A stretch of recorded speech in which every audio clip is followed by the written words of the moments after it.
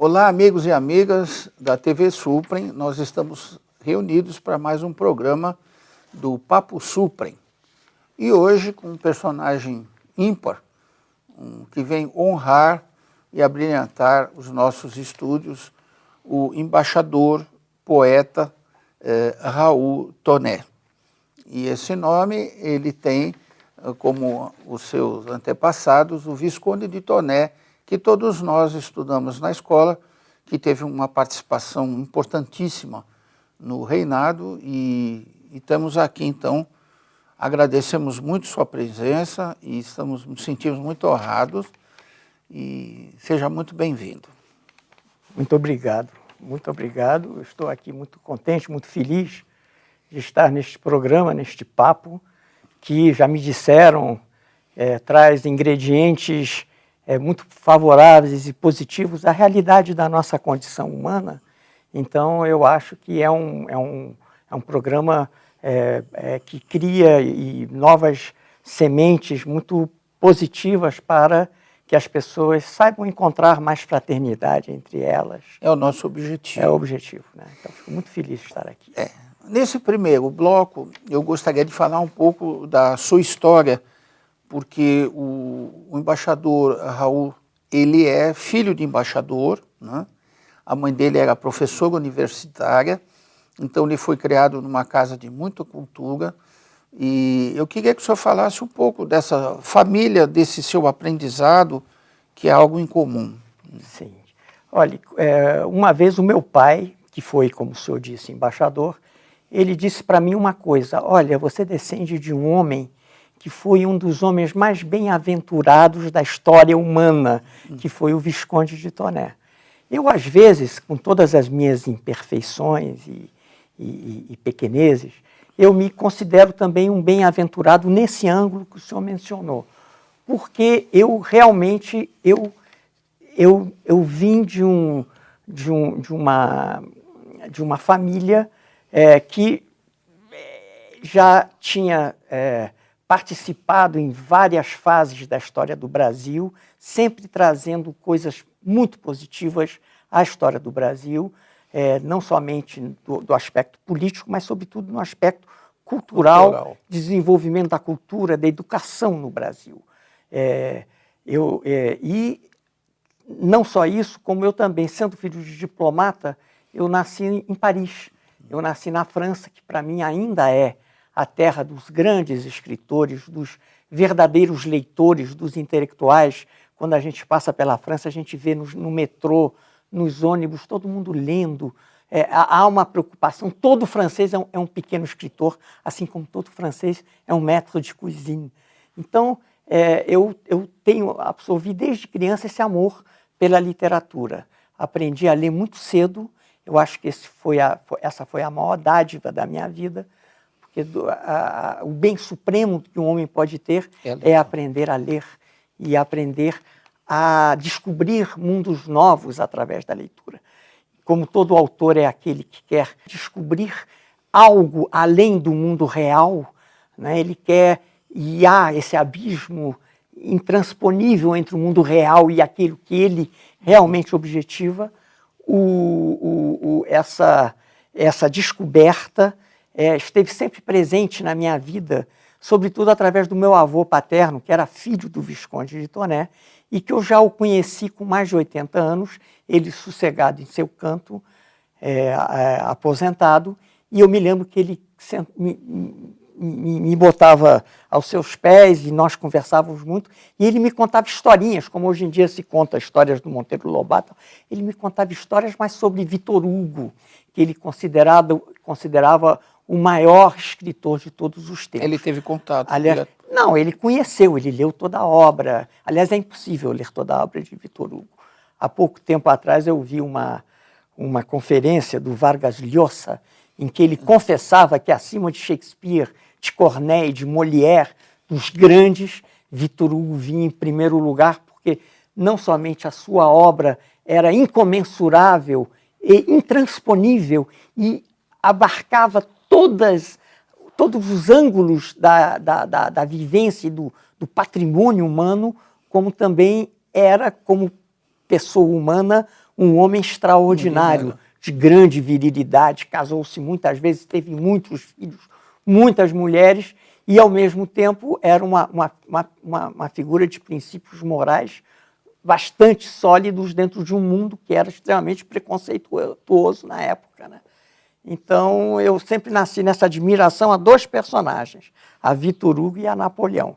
Napoleão por uma questão de família, porque o avô do Visconde Tonet, que foi o grande pintor Nicolau Antônio Tonet, que veio na missão artística francesa de 1816, já sexagenário, trazendo 5 filhos, ele tinha uma admiração muito grande por Napoleão. Ele era bonapartista, ele contava histórias que foram contadas aos filhos, aos netos, e que chegaram até mim. Eu procuro passá-los para os meus filhos, já com menos sucesso, mas histórias que comprovam o quanto Napoleão foi importante para o fortalecimento dos 3 princípios básicos da Revolução Francesa no mundo, que é a igualdade, fraternidade.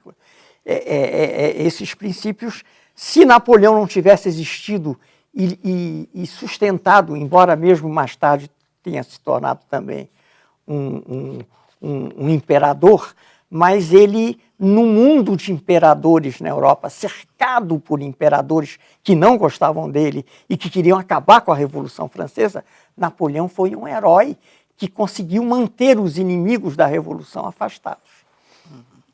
Bem, mas você estava falando da relação com Sim, o seu com meu avô, com meu avô. Sim, através do meu avô e do meu pai, eu conheci um pouquinho mais do Visconde Tonet. Visconde Tonet foi um homem bem-aventurado, como eu falei. Era um homem que nasceu, que foi filho de um preceptor de Dom Pedro II. Dom Pedro II, quando foi abandonado pela família e deixado aqui com um regente, que era um homem político, ele era uma criança.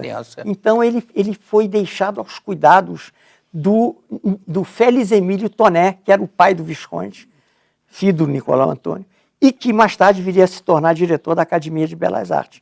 Mas ele era um humanista que adorava a ciência, adorava passarinhos, borboletas, desenhos e que trazia a alegria, o riso para dentro do palácio para aquela criança abandonada. Então, o Dom Pedro II tinha verdadeiro amor filial ao Félix Emílio.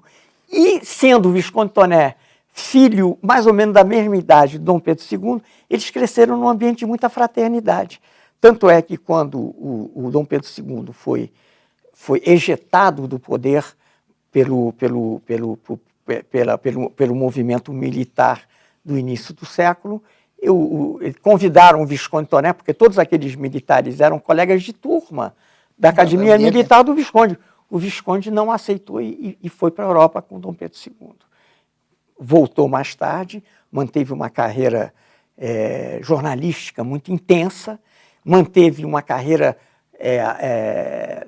literária muito intensa. O Visconde Tonet escreveu muitas obras. Entraram, porque no filtro da eternidade sempre sobram poucas obras. Na carreira do Visconde, na obra do Visconde, restaram basicamente dois livros, Inocência e Retirada da Laguna. Se a gente for pegar um filtro um pouquinho maior, encaixaria também O Encilhamento e Campanha da Cordilheira, que são, para mim, 4 grandes livros. Mas ele também escreveu sobre Carlos Gomes, que ele ajudou muito, escreveu sobre grandes artistas, grandes poetas. Ele era um grande escritor. Bem, nós vamos fazer um pequeno intervalo, voltando a falar com o embaixador Raul Tonet. Imagine se a gente tivesse mais tempo, a aula que a gente teria, né? Uma aula viva da história do Brasil, da sua família, que teve uma importância enorme na história do Brasil. Nós já voltamos para o próximo bloco. Aguarde.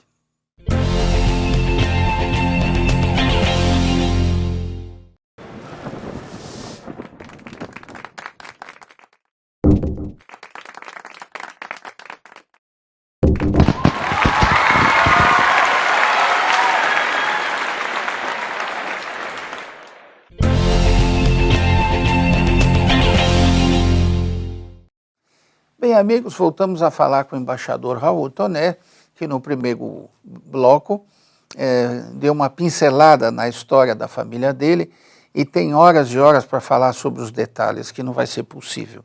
Mas agora eu queria saber do embaixador Raul Toné, a sua trajetória, porque o senhor entrou no Itamaraty em 1972 e começou a carreira em 74, né? Sim. Ele foi agraciado em 2005 com um prêmio da Ordem... A Gran Cruz. Gran Cruz, que são para os embaixadores que têm missões especiais, como é o caso dele. Fale um pouco, por favor, da sua trajetória como embaixador, que é uma continuidade da saga da sua família, né? Sim, obviamente eu fui muito influenciado pelo meu irmão mais velho, que também se tornou diplomata, e pelo meu pai, que, a meu ver, foi um dos grandes embaixadores do Brasil, um homem pacificador. Porque a diplomacia, antes de tudo, você ser estimado, ser querido. Não adianta nada você fazer uma missão diplomática, chegar num país, fazer 1000 acordos, 1000 coisas, mas não deixar uma boa memória, não deixar um bom momento, não ser querido pelo chefe de Estado do país que ele está recebendo. O meu pai foi sempre muito querido e sempre teve grandes despedidas e não somente ele, como toda a família se sentia muito feliz de estar nesses países. Mas, enfim, a minha trajetória diplomática, eu considero uma trajetória absolutamente regular, como são a maioria dos meus colegas, posto que entre o melhor e o pior, a diferença é tão pouca no Rio Branco, entre a melhor nota do primeiro de turma, do Medalha Rio Branco, e o último colocado, às vezes é 1,5 ponto, 1,8 em 20. Então, quer dizer, paralelismo, o espírito é sempre muito favorável, muito patriótico, e tende sempre a dominar aquela visão de que precisamos sempre fazer prevalecer os interesses de longo prazo do Brasil, independentemente dos governos. Então, minha carreira, nesse sentido, foi muito tranquila também. Eu comecei na área cultural, em Paris. O meu primeiro embaixador foi o Luiz Gonzaga Nascimento e Silva, que foi ministro da Previdência Social no tempo do presidente Geisel e que se tornou posteriormente embaixador em Paris. Eu o servi com muita dedicação, ele me colocou na área cultural e eu, nessa área em Paris, foi como entregar um pote de mel para um formigueiro, ou seja, eu me esbaldei, não só profissionalmente, como pessoalmente, conheci muita gente, conheci grandes artistas, grandes desenhistas, grandes escritores, grandes chargistas, que a França é muito rica em desenho animado, bande dessinée, em cinema, né? É uma pena que o cinema francês não é ainda assistido, porque, olha, dá de 20-0 em qualquer produção de Hollywood. São coisas marcantes. Marcantes. O cinema francês é imenso, o italiano. Enfim, então eu tive esse primeiro momento na Europa muito voltada para o lado cultural. A minha carreira prosseguiu no leste europeu. No leste europeu, eu morei 5 anos em Praga, onde eu fiquei encarregado da área política, de informar o que estava acontecendo na área política, sobretudo naquele momento do desmoronamento do Muro de Berlim, do fenômeno da perestroika, e de ver todo um conceito de organização social comunista não se sustentar nas pernas por 2 motivos. Primeiro, motivos financeiros. E, em segundo lugar, diante da do imenso esforço do mundo ocidental de globalizar a economia de tudo. Então, o comunismo não se sustentou. E os países, a juventude dos países do leste se voltou inteiramente para a globalização. E hoje eles são fervorosos defensores. Não os mais antigos, mas os mais jovens. Eles não conhecem outra coisa e gostam. Então, eu acompanhei isso e continuei minha carreira, casei, fui para a Itália, fui ministro conselheiro do presidente Itamar Franco, quando ele foi embaixador lá, fui cônsul em Milão, servi em Milão com um grande chefe, que foi o embaixador José Botafogo Gonçalves, que teve cargos muito elevados na área do Mercosul, um grande economista, um grande diplomata. Fui também cônsul adjunto no Caribe, em Porto Rico, onde nasceu meu filho. E fui diversas vezes assumir funções na Secretaria de Estado, na área política. Fui chefe da divisão da África. Teve um momento que eu acumulei as 2 divisões da África que existiam. Hoje existem 3, mas na época existiam 2, que era a divisão da África 1, divisão da África 2. Fui também chefe substituto da área de relações do Itamaraty com o Congresso, que era uma área que existia vinculada ao gabinete do ministro de Estado. Então, eu cuidava das relações do Itamaraty com os congressistas, acompanhando as comissões e tal. E foi também um momento muito interessante. Não tanto quanto o que tem sido hoje. Eu acho que hoje o Congresso é uma aula ambulante do que é Brasil. E isso é muito importante para aqueles que acompanham essa área no Itamaraty. Minha carreira continuou, eu fiz muitas missões na África,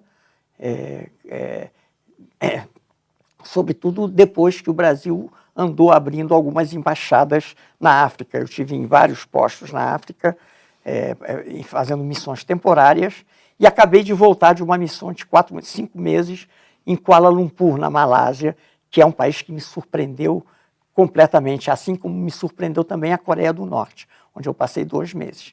Conheci a China, conheci o Sudeste da Ásia. Então, essa carreira oferece essa possibilidade da gente sempre ir ampliando o seu horizonte, conhecendo pessoas novas e chegando à grande conclusão de todas, que é que o homem, o ser humano, é igual em todos os lugares do mundo. Depende da forma como ele é criado, depende do que ele recebe como influência ao nascer, depende todo mundo, a índole. Isso aí é uma coisa que eu, chegando à minha idade, eu tenho absoluta certeza. A índole de todo ser humano é boa. São as necessidades, as agruras, as tristezas e sobretudo, o sistema, né? O sistema que tornam o homem, às vezes, agressivo ou mesmo desequilibrado. Não é? O homem é perfeitamente capaz de gerir a sua vida na placidez. Basta ler os grandes filósofos gregos. Né? Bem, meus amigos, nós vamos fazer um breve intervalo para voltarmos depois para o terceiro bloco, depois dessa extraordinária apresentação da sua vida como diplomata, inclusive recebendo honraria máxima do Itamaraty, em continuação à família e à trajetória da sua família. Nós já voltamos.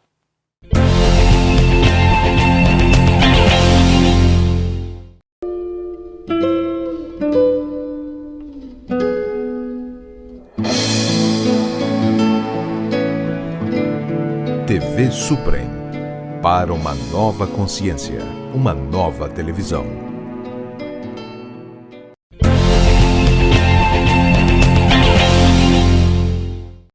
Bem, amigos, vamos voltar para o terceiro e último bloco, entrevistando o embaixador Raul Toné, que nos últimos 2 blocos falou de coisas tão interessantes, e esse não vai ser menos interessante, que é a sua última atividade agora, com um pouco mais de idade, embora novo, que é a parte como escritor, em artigos, livros e etc. Fale um pouco como é que nasceu isso, que na sua família é uma tradição, os escritores, né? Muito obrigado. Eu, na realidade, como escritor, eu nasci muito jovem, porque eu aprendi a ler e a escrever muito cedo. Aos 8 anos eu já lia e entendia perfeito, e escrevia em praticamente 4 idiomas, e aos 15 anos eu já tinha feito uma elegia em inglês sobre com personagens gregos, e aos um pouquinho mais eu já tinha feito uma peça e um livro de poesias que eu chamei de Visuais de Aquário, naquela época que precedeu um pouco a chegada das grandes músicas inglesas, dos movimentos. E escrevi sempre livros diversos que eu publiquei às minhas custas, às minhas expensas. A partir de quando? A partir de 1978. Eu escrevi meu primeiro livro, que se chamou Poética do Novo Bardo, que era um estilo assim meio cancioneiro, em que eu me sentia um pouco aqueles aqueles viajantes medievais que ia de cidade em cidade levando as suas trovas, as suas elegias, os seus sonetos. Eu sempre fui muito embalado por isso, inclusive porque eu tocava violão. Então, eu gostava muito de tocar violão e de cantar minhas coisas, de escrever. Depois eu lancei alguns livros de poesia e até que eu escrevi meu primeiro romance, que foi uma obra, O Menino e o Deserto, e brotou, e a partir daí eu comecei a me dar conta que eu tinha certas características de escritor, por considerar a escrita uma atividade exaltante mesmo, embora que trouxesse muito isolamento, às vezes muita solidão, mas também muita satisfação e muita felicidade. E fui descobrindo em mim essa vocação, né? Essa vocação que tem preenchido sua vida. Que foi preenchendo minha vida aos poucos. Embora de todos os livros que eu já lancei, inclusive lancei livro pela editora Record, um livro que eu considero importante, que hoje em dia tem sido muito procurado por pesquisadores sobre a guerra civil em Angola e a atividade de brasileiros. É um romance, mas com pano de fundo dos brasileiros que estavam em Angola durante batalhas e momentos da independência e da guerra civil angolana. Se chama Meu Brasil Angolano. Eu fui ver o editor, que aliás faleceu há pouco tempo, o Sérgio Machado, que aliás, se eu puder transmitir à família dele todas as minhas condolências, a irmã dele, que hoje em dia assumiu a editora, e ele publicou esse meu livro, que foi para mim a maior honraria que eu tive, ser publicado por uma grande editora. Depois disso, a minha sorte não foi a mesma, porque também eu não procurei mais nenhuma grande editora, porque o meu trabalho diplomático prevaleceu. Consome, não me deu, e apesar de que eu continuasse a escrever, eu não conseguia mais. Eu acho que tem colegas meus que têm mais inteligência para conseguir administrar esses dois lados da vida. Eu não conseguia. Eu consegui, nos últimos 3 anos, que eu comecei novamente a divulgar minha obra. A minha obra são 7 livros de poesia, 4 livros romances, 2 deles estão sendo apreciados já em processo de edição, e um livro novo de versos. Juntando tudo, eu tenho 14 livros, 11 publicados e 3 em andamento. Em 2009, você teve uma honraria da Academia... Em 2009, a Academia Brasileira de Letras me outorgou a medalha João Ribeiro por serviços prestados à cultura brasileira e à literatura. Aliás, o seu bisavô foi um dos fundadores da Academia... Foi membro fundador da Academia Brasileira de Letras, e o seu filho, historiador Afonso Toné, também foi membro da Academia e foi o grande biógrafo do Visconde de Toné. Além de ser o autor da maior obra que existe, são 20 e tantos volumes, sobre as entradas e as bandeiras paulistas. Interessante. Sim, ele deixou uma obra imensa e foi professor também universitário. Era um homem brilhante, meu tio-avô. Eu conheci muito pouco, quando eu era muito pequeno. Pena que eu não deu para absorver. Não deu para absorver. Bem, mas agora o senhor ainda tem um tempo como embaixador, né?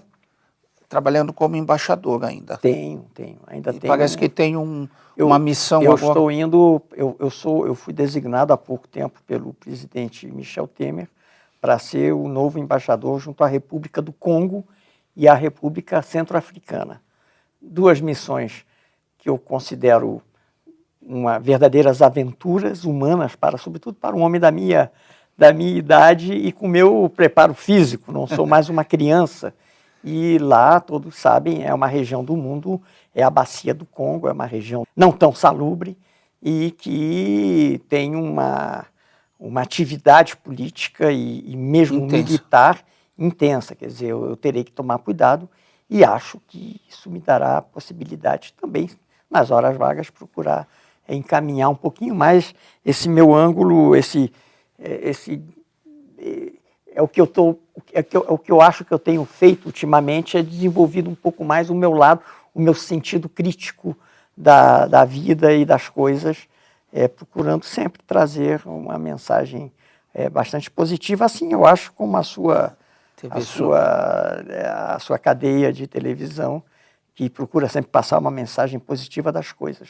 As coisas têm seu lado positivo, sem sombra de dúvida, e feliz ficamos nós que podemos contribuir para isso, né? O presidente aqui, o fundador da União Planetária, ele diz que a gente vê num fim de semana milhares de mortes por faca, tiro, etc., mas nenhum de nós viu na prática, é muito raro, eu vi alguém ser assassinado. No entretanto, a mídia opta por mostrar aquilo que muitas vezes não é para cima, não eleva. É verdade. Em cálculos puramente matemáticos, se o senhor considerar que, por exemplo, na França, recentemente já há uma população de 6,5 milhões de muçulmanos, e que tenham entrado alguns mais agora, recentemente, com esses distúrbios na Síria, na Líbia, no Iraque, que são distúrbios provocados de fora. Isso é importante dizer, né? Quer dizer, é quase que um choque de retorno. E que entraram na Europa recentemente, né? Se nós pensarmos que apenas 1% podem ser pessoas que tenham atividades, ou que queiram ter atividades mais macabras, ainda restariam 6.500, digamos, entre aspas, terroristas ou lutadores, ou seja lá o que for, para criar fatos e fatos homicidas, digamos assim. Então, é absolutamente impossível a qualquer sistema de segurança, a qualquer governo, impedir isso. A única forma de impedir que o terrorismo ou que essa violência se alastre é mudar o comportamento daqueles que realmente têm condições de influenciar o mundo com os seus recursos e com os seus aparatos militares. Paradigmas, né? Não há outro meio, não adianta colocar sistemas de repressão, só vão enriquecer as indústrias de armamento, porque não vão modificar, ao contrário, vão criar cada vez mais antagonismo, né? Antagonismos. Exato. Né? Então, muito bem, embaixador, olha, foi um prazer estar conversando. Eu aprendi muito, uma parte viva da história do Brasil, e é uma trajetória da família Toné impressionante. As portas estão abertas. Antes de o senhor ir fazer a missão no Congo, o senhor vem aqui falar um pouco para a gente sobre essa sua missão, e até se lançou algum livro novo. Muito prazer. E eu deixo um tempo para o senhor dizer as últimas palavras. Bem, eu, antes de tudo, quero agradecer àqueles que me escutaram, dizer que eu estou muito feliz em poder aparecer assim em público e expor esse meu lado que sempre foi muito esquecido, que eu comecei agora, recentemente, a tomar em mãos, que é a minha participação em eventos literários, a minha participação em premiações literárias, a minha participação em leituras poéticas. Eu estive recentemente em Paraty, estive na festa literária da Serra Imperial, no Museu Imperial em Petrópolis. Estive recentemente lançando o meu Andarilho de Malabo, que são 2 livros geminados em crônica e verso, na 32ª feira agora do livro de Brasília, e tenho tido contato muito maior com os meus amigos, com os meus colegas também escritores, e sei que do melhor ao pior, a vontade é sempre a mesma, a de criar esse mundo paralelo, esse mundo melhor, a de passar os mesmos sufocos e as mesmas alegrias que traz a arte e o ofício de escrever. Eu estou muito feliz em fazer parte desse conjunto de pessoas que tentam trazer literatura para este mundo tão convulsionado, e agradeço a todos e a oportunidade que o senhor me dá nesse momento de ter me mostrado e de ter falado em público. Muito obrigado. Bem, a União Planetária está aberta, os ideais são os mesmos, os objetivos são os mesmos.